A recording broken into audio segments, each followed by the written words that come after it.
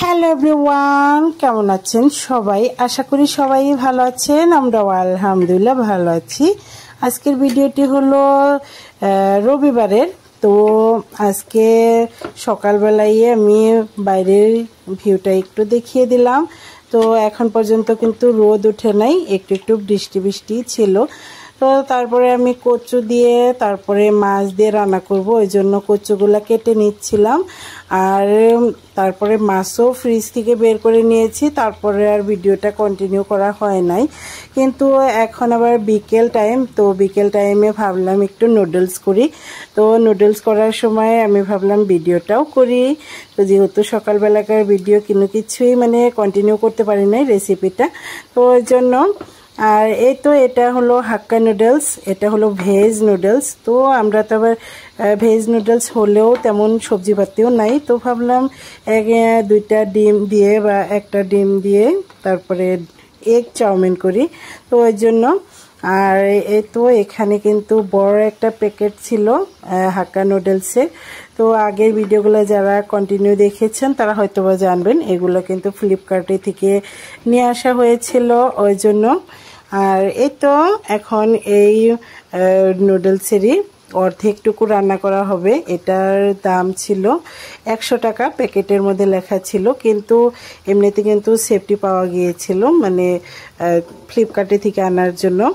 তো এই তো এখানে আমার বোন এসেছে আজকে। তো বোন এখানে নুডলসগুলো ভাঙছিল, তো আমি বললাম যে ভেঙে ভেঙে দিলেই ভালো হবে, তো ভেঙে দিচ্ছিল। আর এগুলো ময়দার নুডলস ছিল, তো ময়দার নুডলসগুলো কিন্তু একটু নরম হয়, আর এই হাক্কা নুডলস এমনিতেও চিকন আর নরম হয়।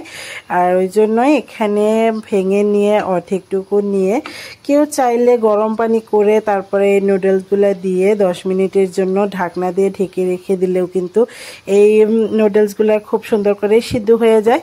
কিন্তু আমি আবার একটু সময় সিদ্ধই করে নিব, তো ওইভাবেও করা যায়। তো আমি সিদ্ধ করব, ওই জন্য এখানে পানি গরম করে নিয়েছি, এখানে অর্ধেকটুকু নুডলস দিয়ে দেওয়া হচ্ছে। আর এটা খুব সময় ধরে সিদ্ধ করা যাবে না, এইটা যেহেতু চিকন চিকন, তো এটা বেশি সময় ধরে সিদ্ধ করলে এটা কিন্তু গলে যাবে। গলে গেলে আবার নুডলস রান্না করতেও ভালো লাগবে না, কিংবা খেতেও ভালো লাগবে না, ওই জন্য। তো এখানে দিয়ে দিলাম একটু সময়ই, 3-4 মিনিট হবে সেদ্ধ করে নিয়েছি। সাথে সাথে আবার চুলাটা বন্ধ করে দিয়েছি। এই দেখুন এখনও কিন্তু তেমনই আছে, একটু শুধু নরম হয়ে গিয়েছে। তো এখন এগুলো নিয়ে তারপরে আমি ভালো করে পানি দিয়ে ধুয়ে তারপরে ছাকনা দিয়ে ছেঁকে তারপরে পানি ঝরিয়ে তারপরে নিয়ে আসব। ও এই দেখুন খুব সুন্দর করে কিন্তু সিদ্ধ হয়ে গিয়েছে। আর এখন আমি এটা নিয়ে ক্লিন করে তারপরে নিয়ে আসছি।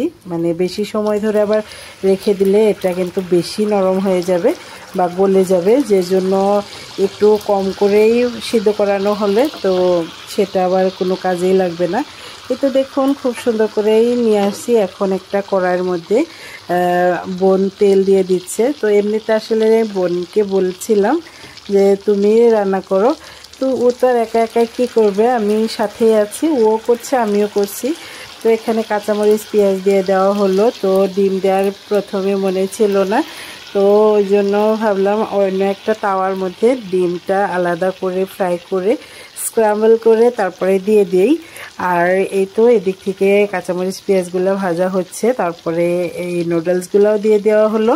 তারপরে ওদিক থেকে একটা ডিম ভেজে নেওয়া হবে, ওই জন্য এটা নাড়াচাড়া করে নিয়ে একটু একটু ভাজা ভাজা করে নিচ্ছি। আর ভাজা ভাজা করে নিয়ে তার উপর থেকে পরে সস দেওয়া হবে। তো এই তো নাড়াচাড়া করার দেখেই বুঝতে পারছেন কিভাবে নাড়াচাড়াটা করছি। একটু একটু ওপর থেকে নিয়ে তারপরে ঝাঁকিয়ে ঝাঁকিয়ে নিচ দিকে দিলে ওটা কিন্তু আবার ঝরঝরা হয়, ওই জন্য।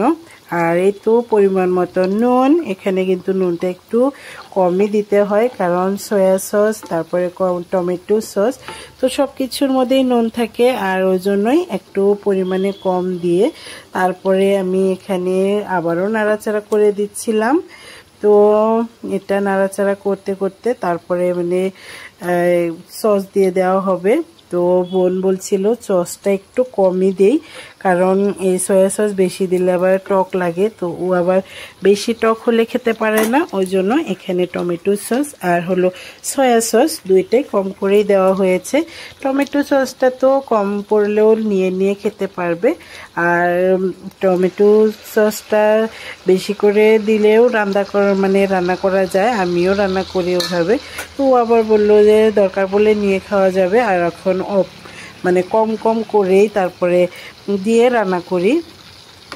তো সব কিছু দেওয়া হয়ে গিয়েছে, এখন ওটা নাড়াচাড়া করে নিয়ে মিক্স করা হচ্ছে, আর একটু ভাজাও করা হচ্ছে। এখন আবার আরও একটা তাওয়ার মধ্যে একটু পরিমাণে তেল দিয়ে দিলাম। তেল দিয়ে তারপরে এখন একটা ডিম ভেঙে দিচ্ছি।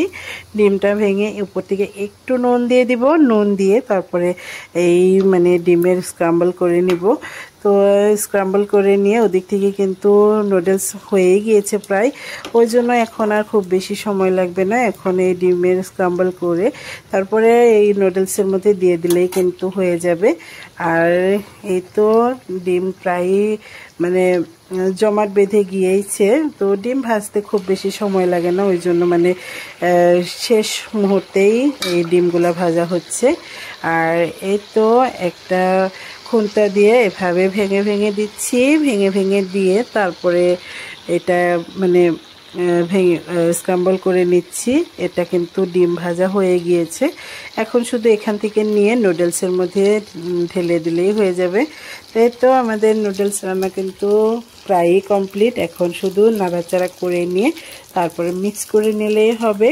তো আমি ভয়েস ওভারটা দিচ্ছি, আর আমি এখানে মালপোয়া বানাচ্ছিলাম, ওই জন্য হয়তোবা একটু শব্দ সাউন্ড আসতে পারে।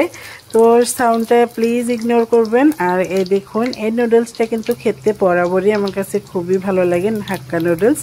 তো আমার মেয়েও পছন্দ করে, তো সবাই পছন্দ করি। যখন যেটা আসে নুডলস মুটে আমাদের কাছে ভালো লাগে, এটাই শেষ কথা। তো এই দেখুন, এখন বেড়ে নিচ্ছি আর সবাইকে দিয়ে দিব। বোন খাবে, আমার ছেলে, আমার মেয়ে, তারপরে হলো আমি। তো সবার জন্য বেড়ে নিচ্ছিলাম। আজকে ভিডিওটি আপনাদের কাছে কেমন লাগলো অবশ্যই কমেন্ট করে জানাবেন। যদি ভালো লেগে থাকে অবশ্যই একটা লাইক করে দিবেন। যদি চ্যানেলে নতুন হয়ে থাকেন অবশ্যই চ্যানেলটা সাবস্ক্রাইব করে দিবেন, আর পাশে থাকা ছোট্ট বেল বাটনটি প্রেস করে দিবেন। এতে করে যখনই নতুন কোনো ভিডিও আপলোড করব সাথে নোটিফিকেশন আকারে পেয়ে যাবেন। এই তো দেখুন, সবার জন্য বেড়ে নিয়েছি, আর এখন সবাই শুধু খাওয়ার পালা। তো আমার বাবাটাই কিন্তু নুডলস ম্যাগি এইসব কিন্তু এখনও অনেকটাই ছোট্ট, তারপরেও এগুলো পছন্দ করে, কি আর বলবো। তো ওগুলো খাওয়া হলো। কিছুক্ষণ পরে দেখি 8টা সাড়ে 8টা হবে রাতের। তো আমার হাজব্যান্ড আবার দেখি ফুচকা নিয়ে আসছে। তো এমনিতেও তো চাউমিন খাওয়া হলো, এখানে অনেকগুলা ফুচকা নিয়ে আসছিল। তো ফুচকাগুলা 100টা ফুচকা হবে, 2টা পলিথিনের মধ্যে করে তারপরে নিয়ে আসছে। তো বলছিল, তার আমার মামাতো ভাই এসেছিল। আমার হাজব্যান্ড জানে না ও চলে গিয়েছে বলে, তো ভেবেছে তো বাড়িতে মানুষের পরিমাণও তো বেশি আছে, ওই জন্য বেশি করেই নিয়ে যাই। তো ওই জন্য আর কি এই ফুচকা বেশি করে নিয়ে আসছে। আর এমনিতেও ফুচকা সবাই খেতে পছন্দ করলেও আজকে আবার সন্ধ্যার দিকে যেহেতু চাউমিন খাওয়া হলো, ওই জন্য একটু আদর কম ছিল ফুচকার দেখে। সবাই বলছিলাম যে আরো কম করে নিয়ে আসলেও হতো। তো সবাই ফুচকা যেহেতু যতই অনাদর হোক, কিছু না একটু না একটু জায়গায় দুর্বলতা থাকে এই ফুচকা দিয়ে। তো এই তো অনেক কথাই বলে ফেললাম। তো এখানে সবগুলাই ফুচকা আমি আর আমার বোন বের করে নিলাম। এখানে ভর্তা, তারপরে টক পানি, তো সব কিছুই বের করে নেওয়া হয়েছে। এখন শুধু বানিয়ে খাওয়া। তো আমি আর আমার বোন বলছিলাম, এমনিতে বাড়িতে যতই নিয়ে আসা হোক বাজারে গিয়ে ফুচকাওয়ালার কাছে থেকে যে খাওয়া, সেটা কিন্তু মজাই আলাদা। তো এটাই বলছিলাম। এই তো আজকের ভিডিও এ পর্যন্তই, দেখা হবে নেক্সট কোনো ভিডিওতে। ততক্ষণ পর্যন্ত ভালো থাকবেন, সুস্থ থাকবেন, আমাদের জন্য দোয়া করবেন। আজকের ভিডিও এ পর্যন্তই। আল্লাহ হাফেজ।